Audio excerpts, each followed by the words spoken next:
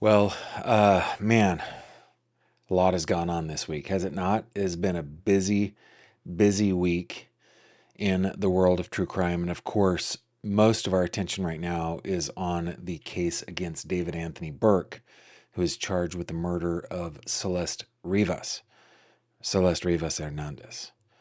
And a lot has gone on, and I've been doing a lot. I've been doing some research today. I was going to say a lot of research. I started out doing a lot of research, but I got distracted. In fairness, I got distracted. I got distracted with sentimental and nostalgic things. I started a lot of research. I did a copious amount, let's say, but not tons. But what I'm worried about in this case is that we're not going to be able to see the details. Well, and I don't know that that worries me so much because I want Celeste's family to not to have to go through that. But I also, like you guys have said in past live streams, I want would-be criminals to understand just what could happen. And I know with the plea bargain, what's the bargaining that happens, right? They save the government some money and some hassle by pleading guilty, and then the government says, "Okay, well we'll give you a little lighter sentence." And I don't know, something about that kind of pisses me off. Now, the other thing I want to say before we really get into this tonight is that I was distracted right before the live stream started with my I don't like to say my because the children they're not mine, they are ours. They were created through a glorious and beautiful partnership between my snuggly bear, my sweetie pie, my one and only. So they are our children. So I was distracted by our, meaning my wife and I, eldest daughter, who just sometimes she just asks things that are really it's hurtful. Like today right before we came on, she put whoever can find the glamour shot Christmas card photo and send it gets a heart from me. Like, how do you not just have that on file? You're really just trying to hurt my feelings. And so I sent it to her. I did get 3 hearts from her that nobody else got to see. It was from 2018. Now, do you guys want to see what our Glamour Shots Christmas card looked like in 2018 before we really get into this? Because I'm in a mood today. Robin, you get happy. I'm in a mood. Okay? I'm going to show it to you. This is 2018. Boom. Now, if you got that Christmas card, would you say to yourself, wow, that is a glamorous family? Okay, that's all you get. That's all you get. We're going to close it. We're going to close that tab. No more glamorous Christmas cards from 2018. Fun fact, I had to Photoshop on a mullet because I didn't have long hair back then. And it was Kimberly's idea for me to go shirtless under the sport coat. You can't tell I'm shirtless because, as I always say, I look like I'm wearing a brown cashmere unitard underneath all my clothing. That's what I look like. Too much information. Robin, was that TMI? Was that TMI? Tell you what, let's get back to what we're talking about here. And we're talking about serious things. We're talking about Celeste Rivas Hernandez. We're talking about D4vd, David Anthony Burke. And I have started work on some merch, the D4vd merch. Might as well show you that as well. But yeah, let's get into it. It's as they say. I'm trying to do this before we start. Okay, so tonight we're going to talk about Celeste. We're going to do some 3 questions. Got some good questions tonight. We got some true crime headlines, including the Robin Michelle Reiner case, Nancy Guthrie. We got some good news to go through. We got a 10-gallon show to put in a 5-gallon bucket. That is for sure. Stick with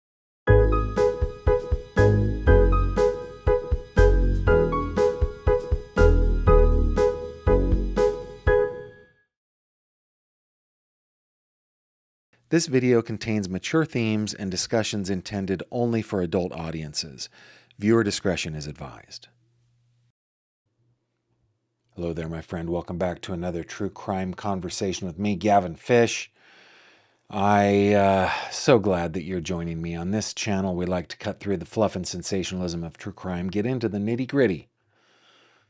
And if that's your thing, then you're in the right place. You found us. I'm glad you did. I hope you stick around.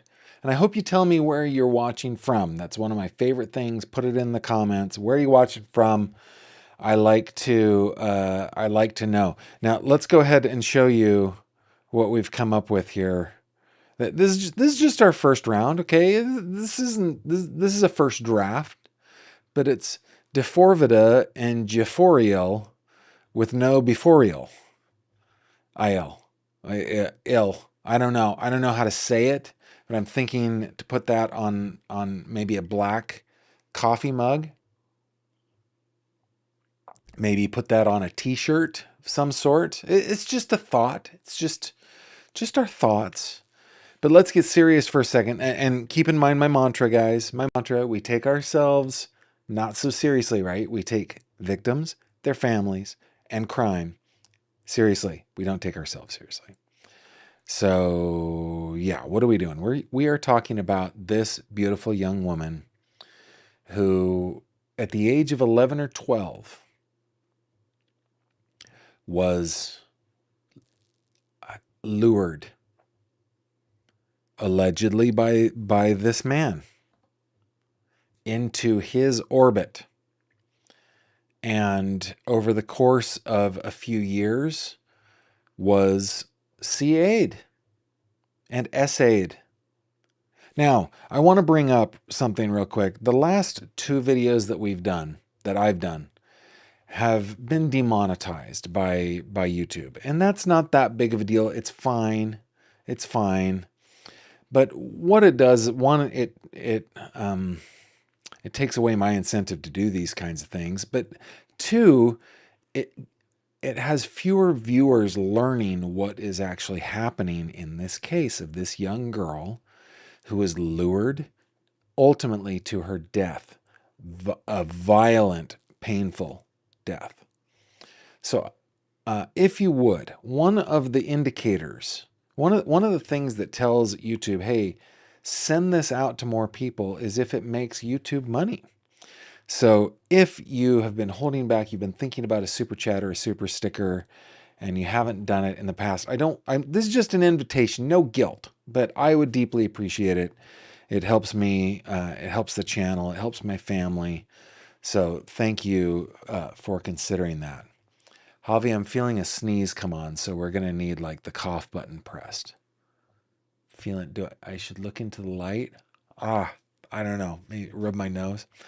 Okay, this young woman at the age of 11 or 12 started talking online with this man known as, well, he's David Anthony Burke. I'm following Pascal's lead. I'm not calling him David anymore. It's D4vd for me. It's stupid. So dumb. This guy known as D4vd, a grown man, and he apparently was all about little ones, little kids, and it's sick and gross. And these youngsters are not equipped to be able to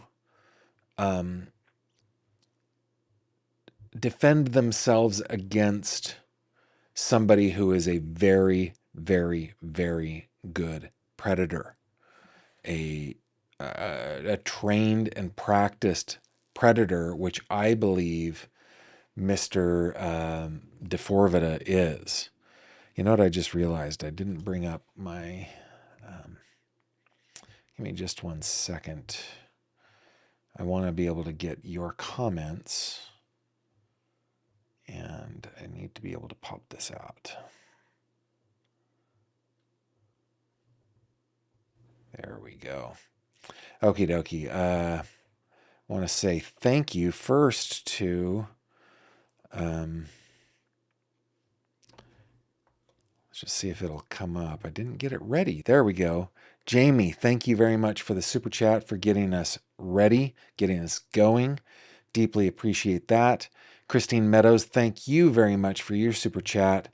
And I deeply, deeply appreciate you guys taking care of me. While I'm over here, let's just check in where you guys are coming from. We got Jacksonville, Florida in the house. We got New Bedford, Mass. Ontario, Canada's here. British Columbia. Southern Vancouver Island in British Columbia. Thank you very much. The Appalachian Mountains, which is where I currently reside. El Segundo, you are here. Vancouver is here. San Antonio, Texas is here. The volunteer state in the house. Watching from the possible future home of the Bears. South Georgia is here.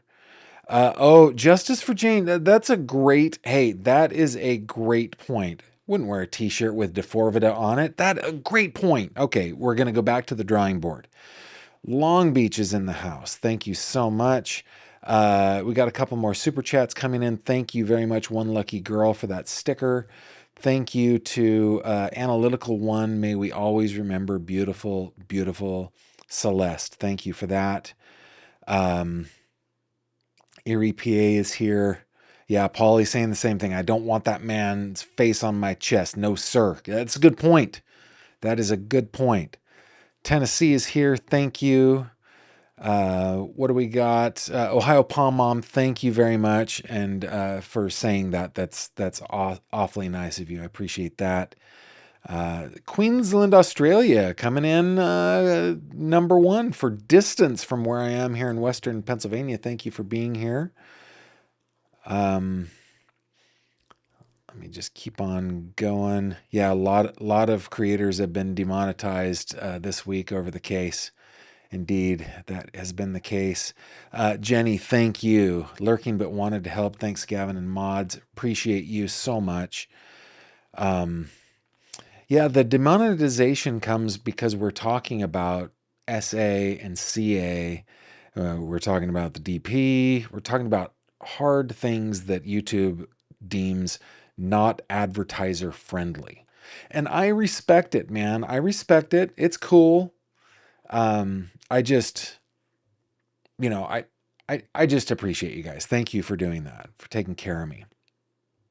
The not so great state of Texas. I don't know. Texas is pretty great. Houston is here. Let's see. Anybody else? Yeah. Anyway, thank you for checking in, guys. Appreciate it. Appreciate it. Okay. There are a couple things that have happened in the news. I think I want to start off with a couple of stories that have come out recently, and then I want to talk a little bit about plea bargaining. We're gonna do our best to keep Celeste's face up on the screen tonight because we want to remember that we've got a real victim here, right? Got a real victim, and we want to remember her. Don't want to forget that. And everything that we do here tonight, we're all entering into a covenant with one another, right? We're going to temper our speculation with humanity, with compassion, as was asked of us by the family of Rob and Michelle Reiner. And we are just going to do, we're going to be sensitive folks, sensitive and kind. That's what we're going to do tonight.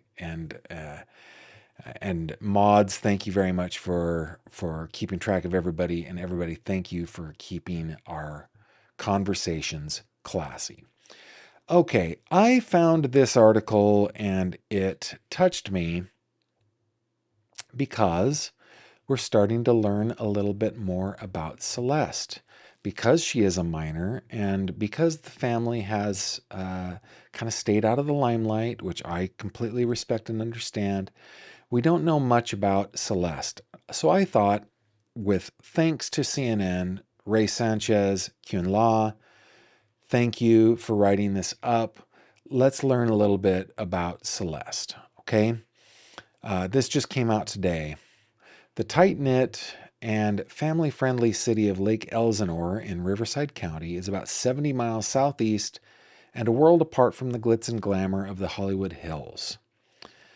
That's a facet of this that I hadn't considered, right? I mean, it's an obvious one. They started it out in their lead, but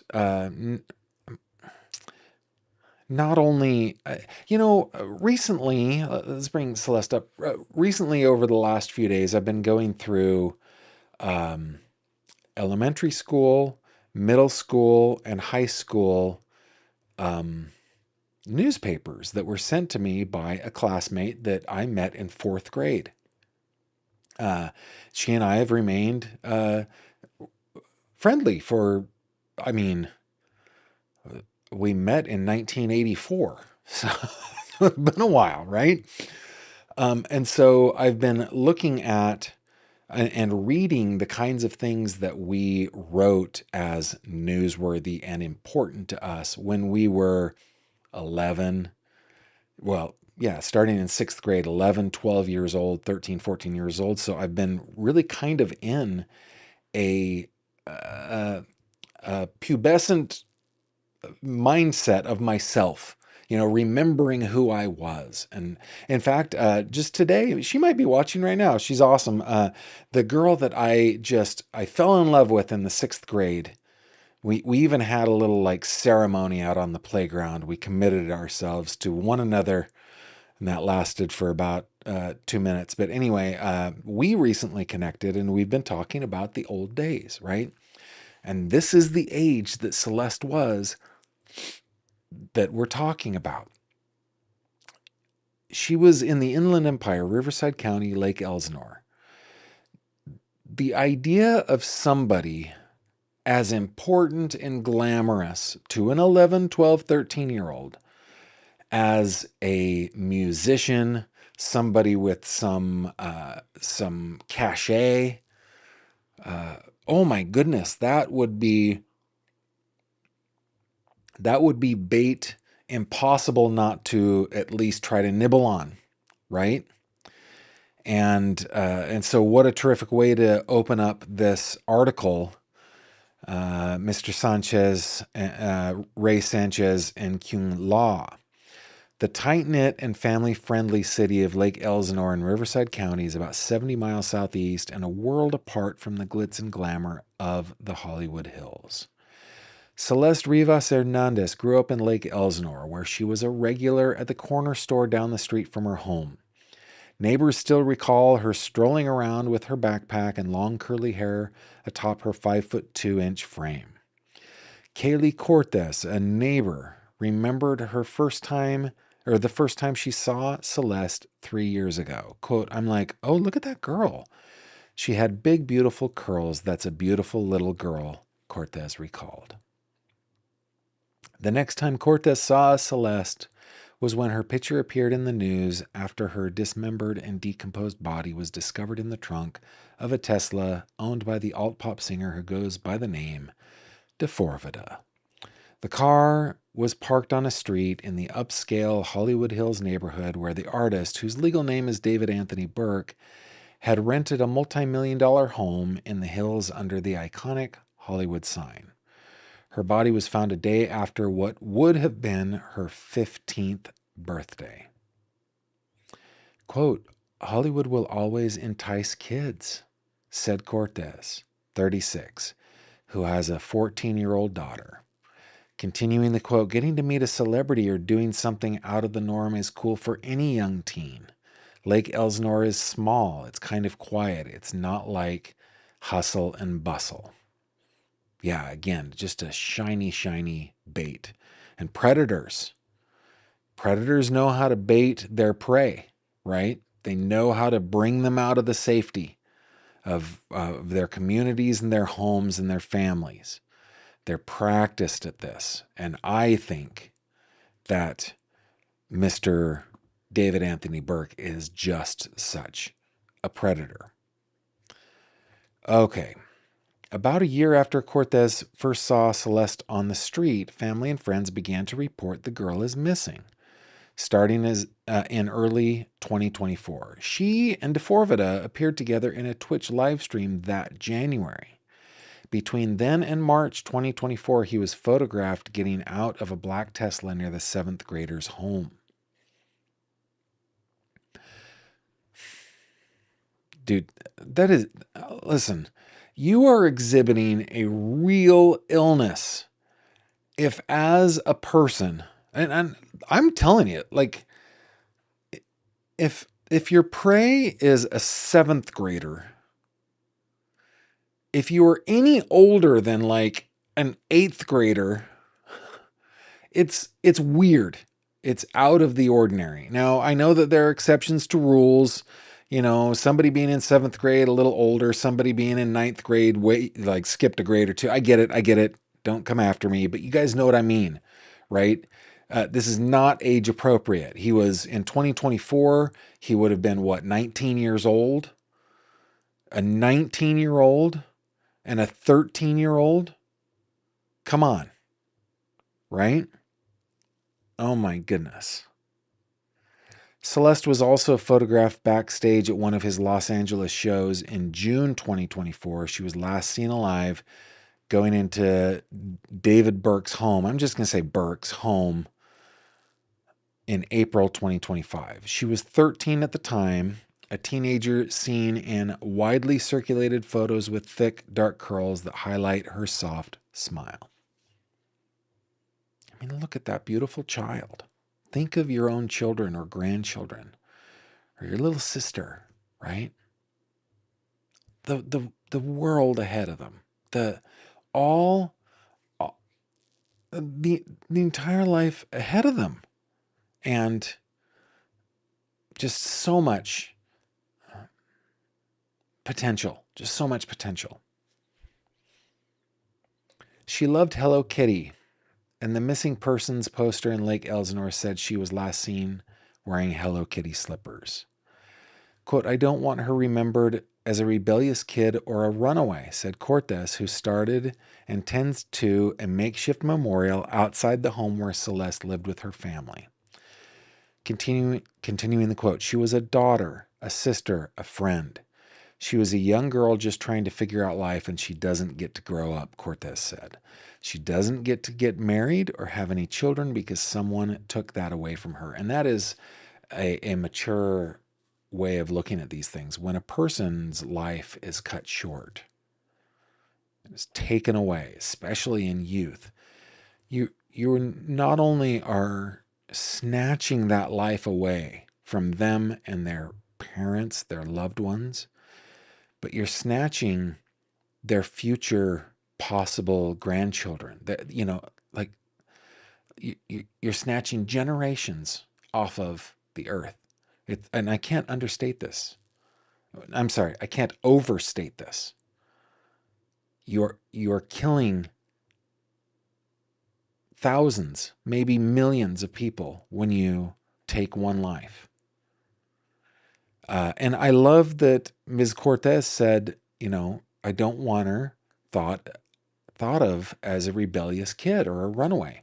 Of course, she was just a young kid who was lured out by I would characterize him, in my opinion, as a professional predator.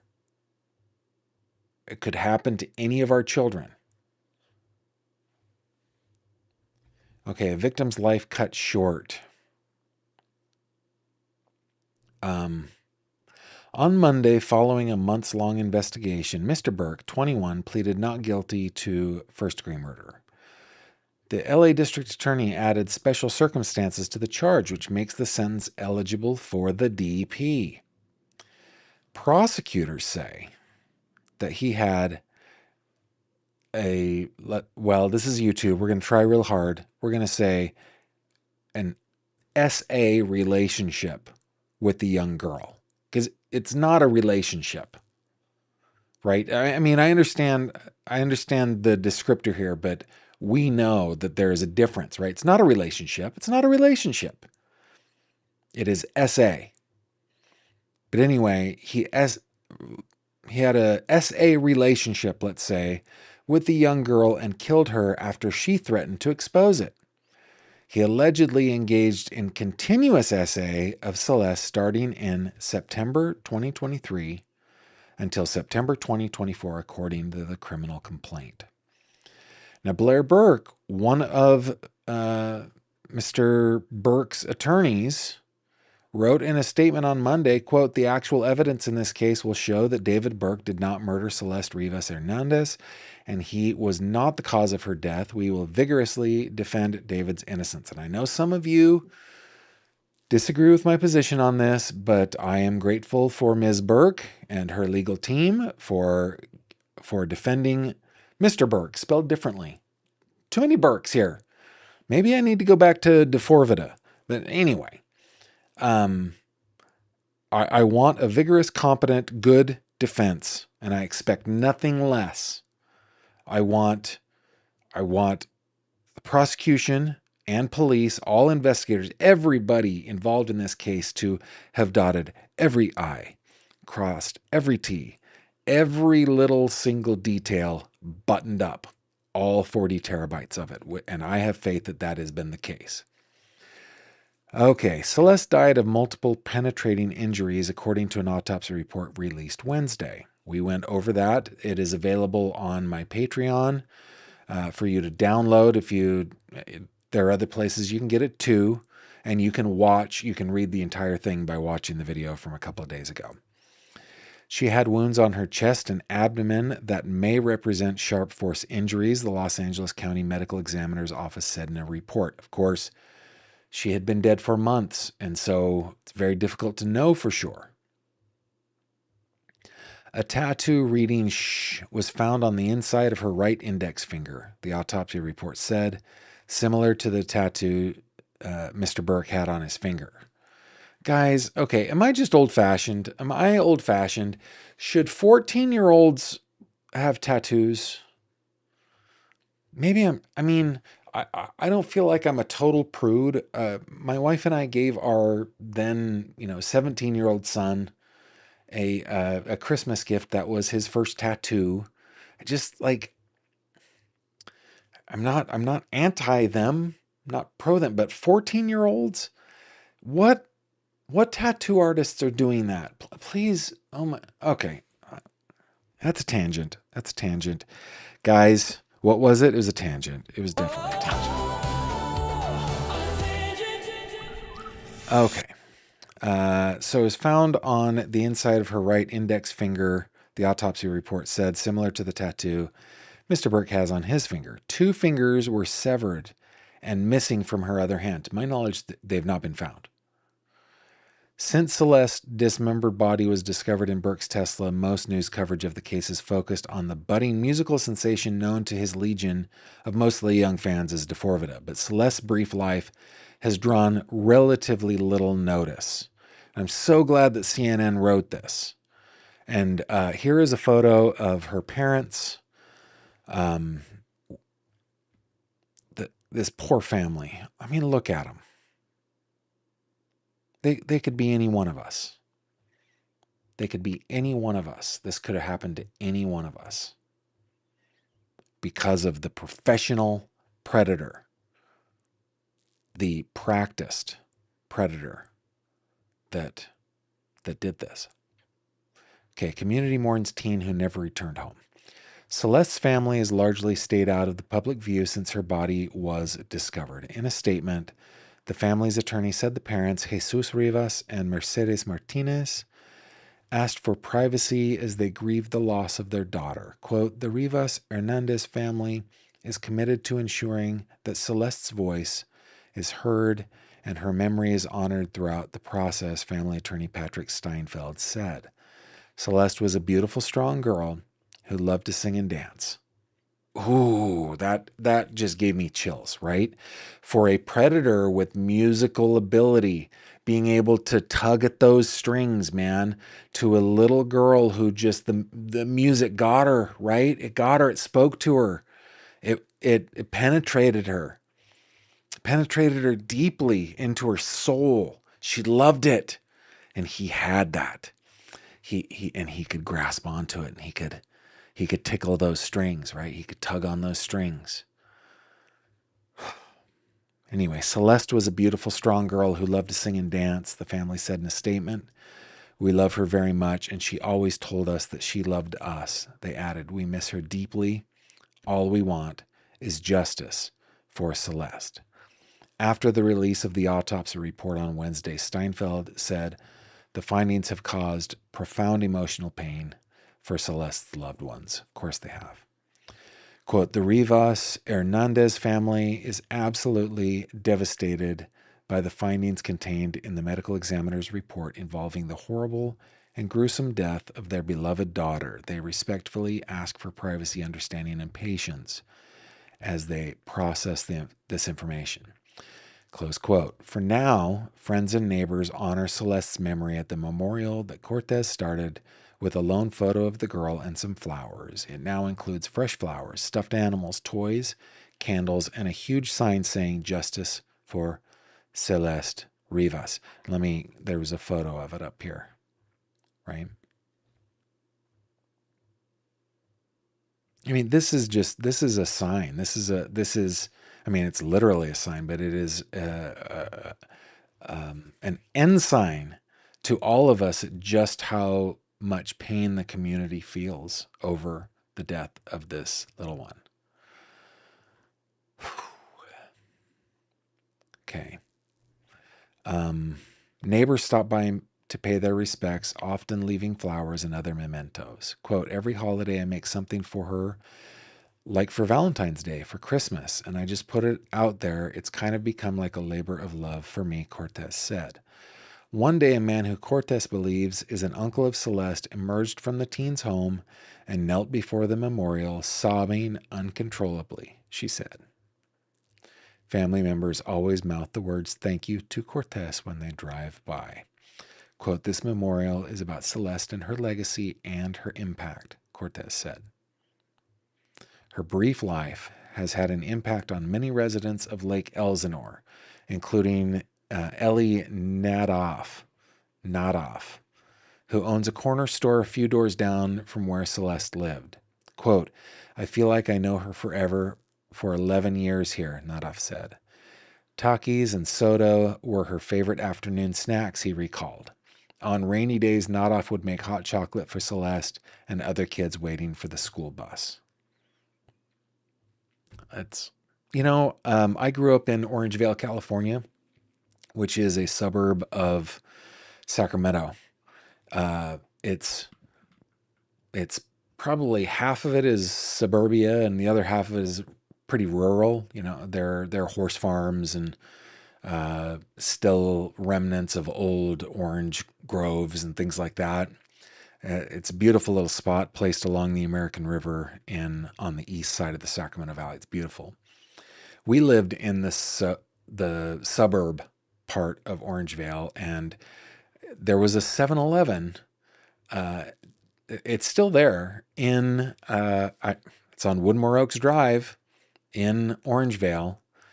And it's just a little store right in the middle of a neighborhood. It's the only thing like it anywhere nearby. I have no idea how a little commercial store was built in this little suburban neighborhood.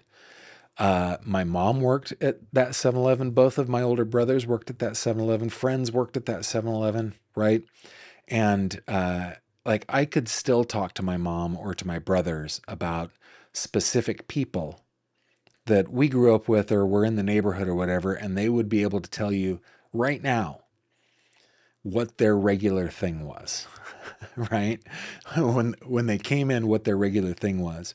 And I think that this is just adorable and sweet, that this business owner remembers Celeste, remembers that she liked Takis, she liked grabbing a soda. That's awfully sweet. Quote, you don't know the future where it's going with this girl, he lamented. You don't know what her dream, all this taken from her family. Nadoff said he kept his 17-year-old daughter out of school for about a week after he learned of Celeste's death. He wanted to, quote, just spend time with her and talk to her, close quote, about the many risks teenagers face. Yeah, if there's anything that we can take from this, is that we need to work. We don't, guys, we live in a safer world today than the world that I grew up in. Our children are growing up in a safer place. However, there's danger, and it's there. We know where it is. We know that it's in Roblox and places like that. We know where it is. Boy, do we have to get vigilant about that with our kids. Okay, like Mr. Nadaf here, let's learn from this case. Okay, Cortez said she and her daughter talk about Celeste nearly every day. Quote, her friends are very protective of Celeste and her name because she's not here to defend herself, she said. And that does, I'm going to bring this up. Actually, I think I've got that photo here I'll bring up. There has been quite a bit of victim blaming and victim family blaming that I've even seen in my comments on my videos, which has been disheartening. We need to understand that if he did what prosecutors and police say he did, which I believe them, if he did those things, then he is a practiced and professional at luring out and abusing this sweet girl. And there was nothing that she could have done about it. She just wasn't, she was a kiddo. She was just a kid. When we were that age, we could have just as easily fallen prey to a predator like this. And right now, you and I, we could be family members of a kiddo that we love in our life that could fall prey to a predator like that. Let's be compassionate and human about this and real. I'm not just like spitting rainbows here, right? Let's be real about it. Any of our children, our grandchildren, could be a victim like Celeste was to a predator who's practiced and good and adept at their predation. Okay. Thank you to CNN for writing that story, for talking to people who know the Rivas family, who were in the neighborhood, and thank you to those people who did speak to those reporters. I think I think those precious few little details helped us understand who Celeste was. Okay. The next thing that I want to bring to you, actually, what I want to do is I want to pause for a second and see what you guys are saying over in the live chat. And it just refreshed on me, so I may miss some, and I'm very sorry. Jackie, I'm going to put it up. I'm going to put up this comment after what I just said. I'm going to put up the comment, and Jackie, just know that I'm not attacking you. I'm not attacking you. What you're saying is a natural response, but we need to fight against this part of our nature. Jackie says, it's horrible what happened, but why are we overlooking the parents' family life and its role in this? The man is guilty, but there has to be reasons to why all the running away, etc. Here's the thing, is that she wasn't a runaway. She was only a runaway when it came to Mr. Burke. That's the thing. Okay. Now, I understand what you're saying. Like, for example, one of the things that I think about all the time is, as Kimberly and I are raising our children, and we lived on a street where cars would drive, right? We would tell our children, do not go into the street. Do not go into the street. But if a ball accidentally went off into the street, guess what they would do? They would run into the street. And I mean, it takes practice and practice and practice to keep your children from doing that, right? Vigilance stuff. It is the nature of a child to be childlike. I don't think anywhere inside me that family was driving their daughter to run away. I don't think so. Could I be wrong? I could be wrong, but I don't think so. I think what we need to do, though, is focus. She wasn't doing all that running away. She was running to him, just to him. That's my understanding. And we need to be super understanding about that, okay? Real Happy is giving me the 100%. Thank you very much. Let me keep on going. Yeah, Archangel Marici, no, they should not after they're 18. I think we're talking about age disparities there. We're talking about tattoos. Yeah. Scotch's mom, I didn't allow my daughter to get tattoos until she was 18 and in college. Yeah. My wife and I, we have a son who's a type 1 diabetic, and he wanted a tattoo so he didn't have to wear a bracelet. And we thought that's a good reason to get a tattoo. And when he turned, the Christmas after he was 17, we were happy to do that. I personally think that nobody should get tattoos till their brain is formed, and I think that's about 50. But you know what? But to each their own. To each their own. Debbie says some kids have tattoos done by friends. Yeah, that's true. Sometimes they do it to themselves. You can easily buy the stuff. Let me keep on scrolling here, just checking your cabling. My aunt and uncle lived in Orangevale on Cherry Creek. It's still kind of small but growing. Yeah, it is. It's developing out. But yeah, I know where Cherry Creek is. Thank you for your comment. I loved growing up in Orangevale. I loved it. Ms. B says, fortunately, there was no internet in my childhood. Yeah, fortunate for me, too. Phoenix Rising, there are already 2 or 3 other young girls that have come forward. Steve Fisher has spoken with at least one of them. Yeah. Sensei Wackadoodle, your mods are doing a great job tonight. Much love to the mods. My mods are awesome. Thank you for recognizing them. Sky Elizabeth saying, Gavin, I thought he already pleaded not guilty. Do they get a chance to change their plea? That's a great comment. Yes, you can change your plea at any time. Once you can change your plea at the like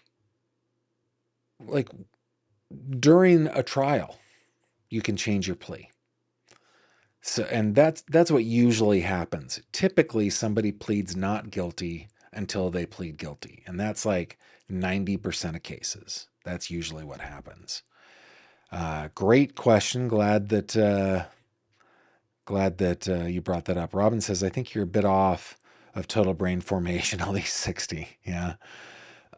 Rita Morris says, I had an older sister that started running away when she was 12. My brother and I never ran away, and we couldn't figure out why she did. My parents bent over backwards to help her. It didn't work. Yeah. Yeah, well, I remember at 11 or 12, I would run away for all of about half an hour before I'd realize, oh, I'm going to get hungry and I'm going to get cold and I'm all that stuff, right? Just not being able to. And I've already described my childhood as like idyllic. I won the parent lottery when I was born into my family. But still, at age 11, 12, you get confused, you get sad, you think life is unfair, you think nobody loves me, right? And none of it is rational. Yeah, great. Thank you for that comment, Rita. I really appreciate that. AC says, there are some cultures where young girls dating older men is acceptable. This is sick and a crime, but I wonder if her family didn't see the relationship as a problem. I don't think so. I don't think so. Montana Sunshine said, I had many tattoos at age 14, but had them all removed at 17. Wow. Wow. Okay. Thank you guys. Thank you for your comments. Let me go to the next thing that I wanted to share with you. Find the right place, Gavin. This is a this isn't this is more like a blog post from a law firm called Crowder Criminal Firm in Plano, Texas. But they talk about plea bargains for CA types of crimes, and I thought that it was important to read a little bit about it. They talk about it in terms of federal cases, but just so that we all understand, I think this is worth going through for not all of it, but part of it. Okay. Again, this is a law firm out of Texas. I have a link, the Crowder Criminal Firm. There's a link down in the description. According to the Department of Justice's Bureau of Justice Assistance, the overwhelming majority of criminal cases, 90 to 95%, result in a plea bargain. And this is answering that question that we got earlier, right? And this is true. It's pretty much true throughout the fruited plain. Sea to shining sea. Sea to shining sea. Can we do a take two on that one, Javi? Sea to shining sea. 90 to 95%. And in a plea bargain. Plea bargaining is one of the most fundamental elements in the federal criminal justice system, also the state system, when it comes to, let's say, CA cases, including CSAM, all these things, okay? A negotiated agreement between the defense and prosecution aims for a guilty plea in return for reduced charges or lighter sentencing. That's what it boils down to. The government is spared the time and expense of a trial, while the defendant receives a more beneficial outcome. The stakes for the defendant in these kinds of cases are exceptionally high, including the DP in Mr. Burke's case. The charges are serious. A conviction brings long-term consequences, in addition to severe judicial penalties. A defense attorney plays a crucial role in plea bargains. He or she must have a comprehensive understanding of the strengths and weaknesses of each after meticulously analyzing all the evidence. Okay, real quick. What are the primary components of the plea bargain? Well, a guilty plea is number one. Number two are mitigating factors from the defense are presented. Okay, was Mr. Burke himself a victim of CA or SA? You know, those kinds of things. A sentence is proposed, conditions or stipulations are negotiated, and then ultimately the judge doesn't have to accept all of them. They just do. So, just so you guys know, the overwhelming odds are that Mr. Burke will never see trial as long as the prosecution is willing to give up certain things. The prosecution has other incentives as well. That incentive is to spare the family the details. That's the main one. Spare the family, the community, the details. And that is a strong incentive because ultimately we're all people, right? Including prosecutors are all people. So I remember, this is not an I told you so, but for example, this is just an example. During the Madeline Soto case, as we were, Mr. Stearns had been arrested and things were coming out, right? Badge cam videos and police reports and stuff like that. I remember saying, he's going to plead this. He's definitely going to plead to this. And Duty Ron came on and he said in a comment, I would wager my pension that he doesn't. And Duty Ron is somebody who I really, really admire and has a deeper set of bona fides than I do. I have none. His CV is long, right? He said I would bet my pension that he doesn't. And sure enough, Stephen Stearns plead because 92% in the Commonwealth of Pennsylvania, it's 92% of people plea. they never make it to a trial. And federal, it's 90 to 95%. California, it's probably about the same. It's about the same everywhere. So don't be surprised. Don't be disappointed if we don't see a trial here. And I honestly hope we don't see a trial. Like, just for the Rivas family, I hope we don't see a trial. Let's see. Is there anything else that I want to show you guys? Let's see. LK says that she saw me, or he saw me, on Law and Crime Network a few days ago. I did an amazing job. That was a while back. Yeah, thank you. Cabling says, Gavin, did you see the forensic medical examiner on duty, Ron? He said the pregnancy issue could be ruled out as the blood and urine tests could not be done. The uterus would not show signs of early on. I hadn't seen that. Keys by Rena says, I'm T1D2. Never thought about a tattoo, but love the idea. Would you mind sharing what your son picked? Yeah, it is a tattoo that I designed. I could ask him if he is willing to let me take a picture of it and share it. Maybe I'll do it in the tank. If you guys don't know, the fish tank is where we hang out on Facebook. You're always welcome over there. We talk about all sorts of things.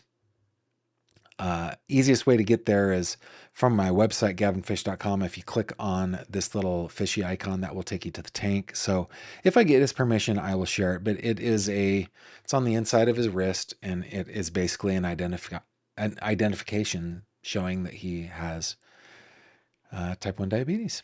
That's what it is. I love this picture of Celeste.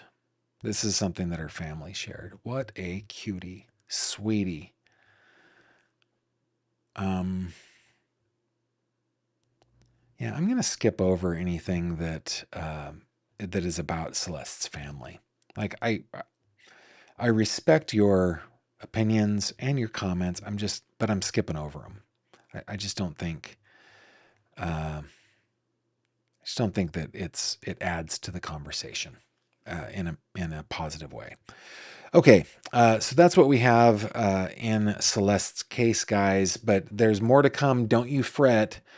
We have some more information. Where do I have that? We have more information in the Nancy Guthrie case. We've got some commentary out of the Reiner family in the wake, obviously, of the murder of Rob and Michelle Reiner.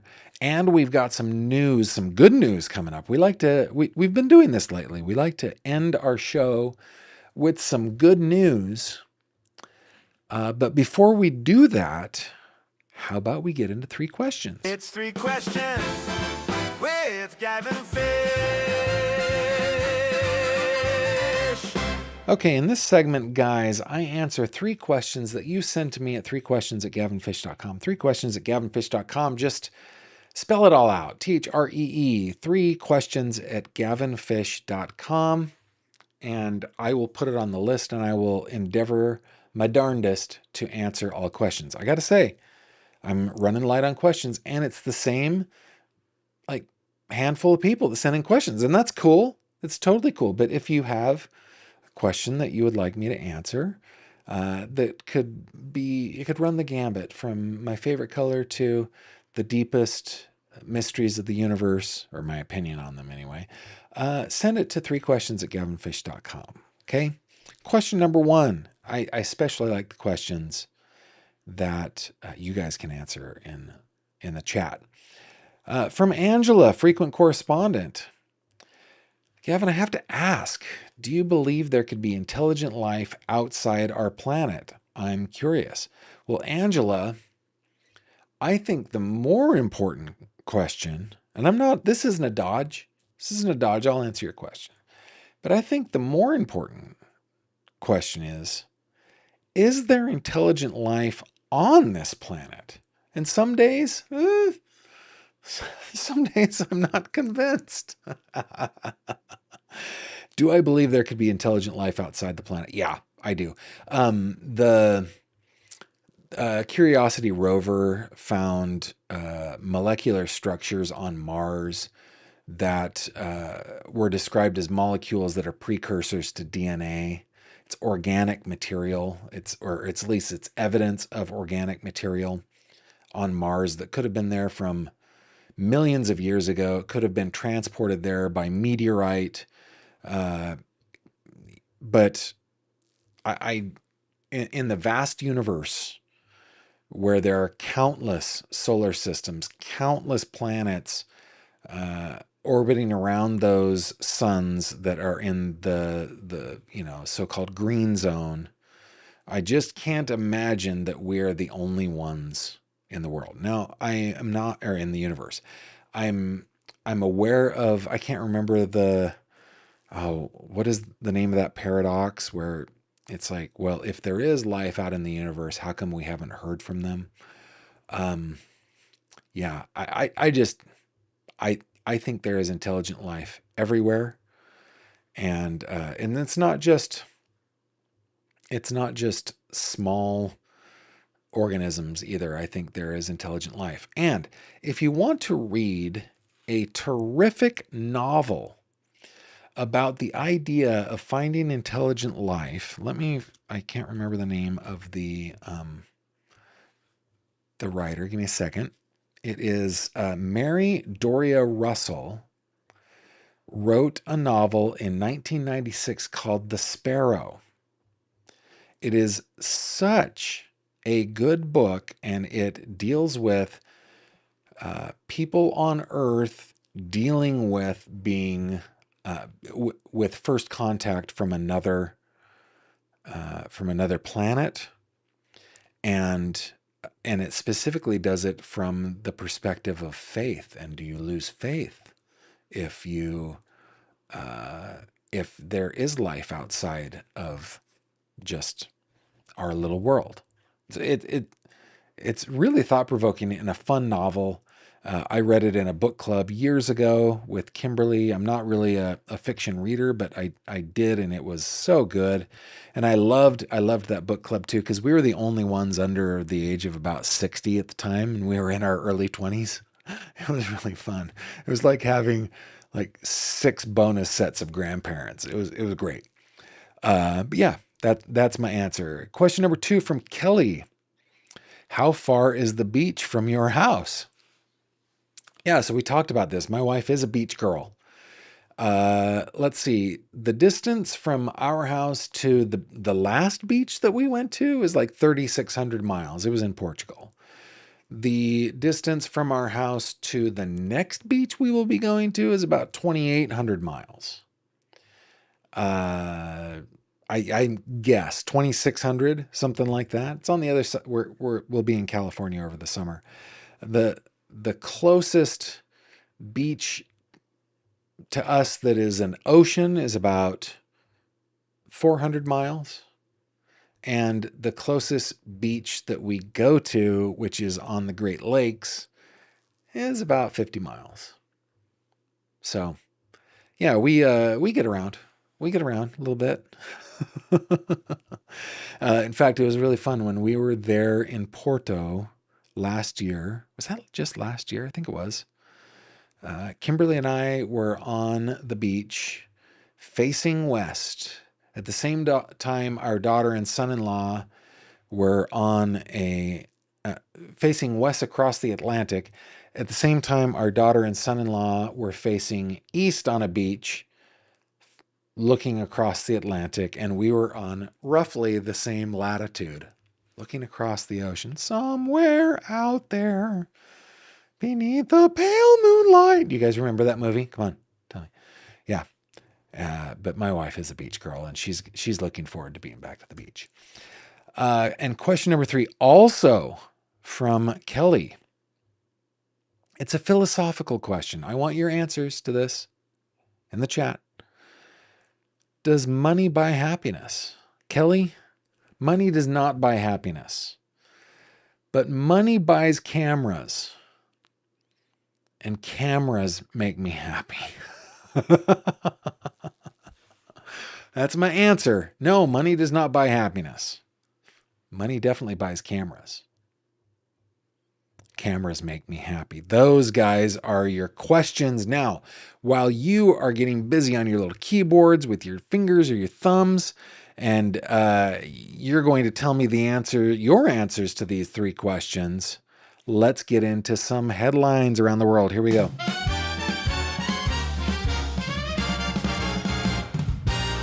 True crime headlines. Pow, okie dokie. In the case of Nancy Guthrie, I found this interesting. This was published yesterday on News Nation. Headline is FBI profiler explains meaning of hollow blood spots on her porch.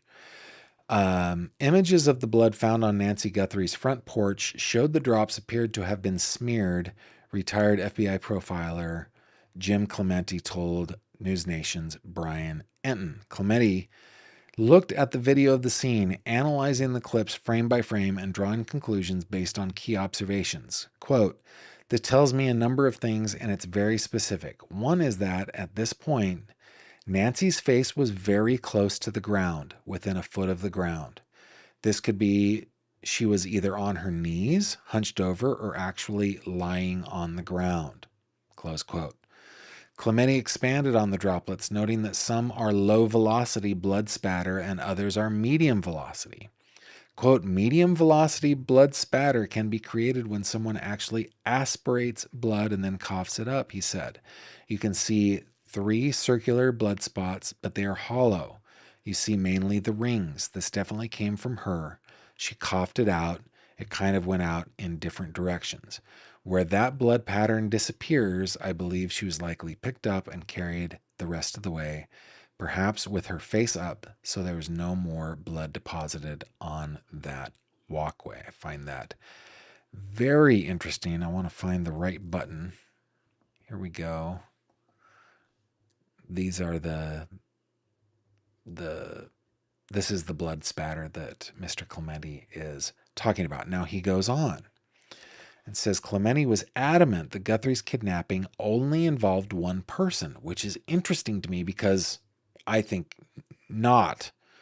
But I am a formerly fat, getting thinner nobody sitting in my office in Western Pennsylvania. This is an FBI profiler, right? Clemente was adamant that Guthrie's kidnapping only involved one person. Why? He says there was no indication of multiple steps taken in or around the blood spatter evidence. Quote, "If there were 2 people, you would think one of them would have control of her, complete control of her inside the house and brought her outside and would have not have lost that control," he stated. But here, she's clearly on the ground coughing this blood up. "There's no evidence to me that there are more than one offender here. If there was 3 different shoe print patterns in the blood stains, that would tell me something. I don't see it. I'm not aware of that evidence." Asked about the suspect attacking a woman of Guthrie's age, Clemente thinks the individual clearly had a goal in mind to do whatever it takes. Here, it appears that goal had to do with getting Nancy out of her home in the middle of the night, he acknowledged. "I do believe this motivation was strong enough that he carried this out, even despite the fact that at some point she did not actually cooperate." And you can read the rest of that article. Link is in the description below. And then the next headline I want to bring to you is from Deadline. This is written by Greg Evans. It came out today. I'm not going to read the whole thing. There is a link in the description below that you guys can read. The headline says, "Jake Reiner says his world collapsed with news of parents' murders," which of course it did. Jake Reiner, the 34-year-old son of slain filmmaker-actor Rob Reiner and Michelle Reiner, recalled his parents and the horrific aftermath of their murders in an emotional Substack post. "On the afternoon of December 14th, Jake writes, I was in Union Station at a celebration of life for one of my best friends, Christian Anderson, who died in October. It was at that moment I received a call from my sister Romy telling me our father was dead. Minutes later, she called back telling me our mother was also dead. The 45-minute lift ride from downtown to the west side was unendurable. My world as I knew it had collapsed. I was in a trance. The only thing I could focus on was that I needed to get to my childhood home. I needed to get to my sister. I needed to figure out what the hell just happened. Of course, Nick Reiner has pleaded not guilty. Okay, Jake does not use Nick's name in the Substack column, which published Friday, referring to him only as his brother. Quote, I was robbed of so many things that day, Jake writes. My parents won't be at my wedding. They won't get to hold their future grandchild. They won't get to see me have the successful career I'm still seeking. It simultaneously breaks my heart and enrages me. Nothing, he continues, can prepare you for what feels like to lose both parents instantly at the same time. It's too devastating to comprehend. I still wake up every morning having to convince myself that no, it's not a dream. This truly is my living nightmare. And I invite you to check out the link in the description. That will also take you to his Substack article where you can check that out. And that's why we do our best to temper our speculation with compassion and humanity, because families are broken by the news that we follow. Okay, last headline. It's a little bit of good news. Maybe not if you're a ferret lover. Maybe if you are a ferret lover. From the Good News Network, eradication of invasive ferrets within North Ireland's largest seabird colony is a world first. I think that's Northern Ireland. Why would they abbreviate? It doesn't matter. Okay. In a world first conservation achievement, have you guys noticed how I am drawn to the conservation stuff, to the animal stuff? I love it.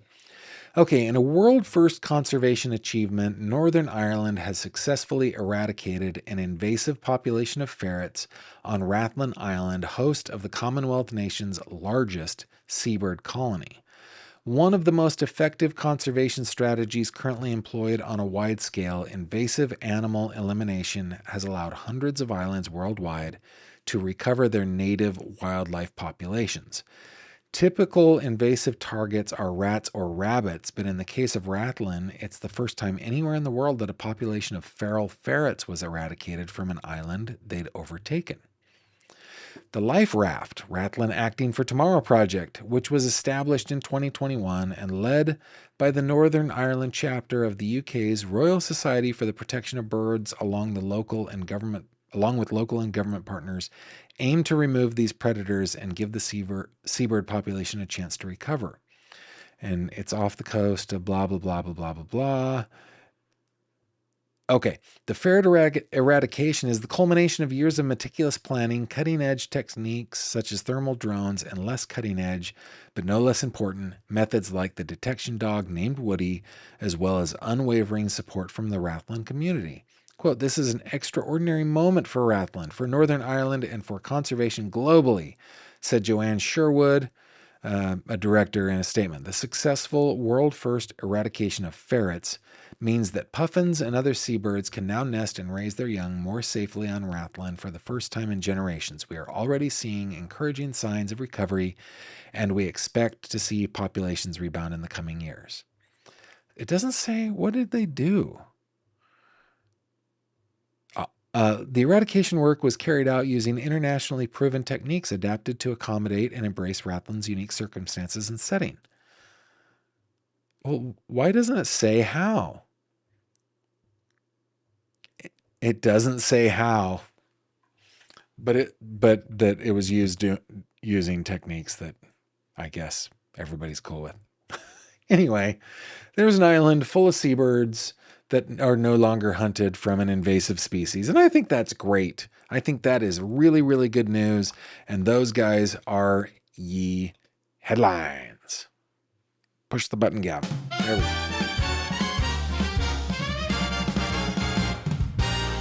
True crime headlines. Okay, let me just finish out the day with a couple of your final comments before we go. Let's see. Shanada,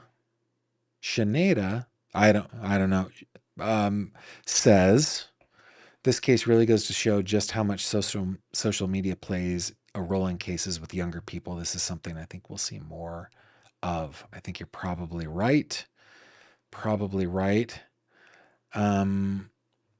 Lori, why aren't we talking about the Predators family? Sometimes these predators are Frankenstein's monster created by parents. Sometimes. Sometimes not, though. And I guess I'm not talking about them because I don't see any evidence that they created this monster. I will reserve the right to change my mind, I guess. Great comment. Debbie says, thanks, Gavin, our fantastic mods and all the fishies in the deep blue sea. Yeah, thanks for staying classy, everybody. Robin says, I think it's Fermi's paradox. I think you're right. If there's other life in the universe, where is everyone? I think that is correct. Let's see if there are any more here. Mooney says, question number 3. Nope.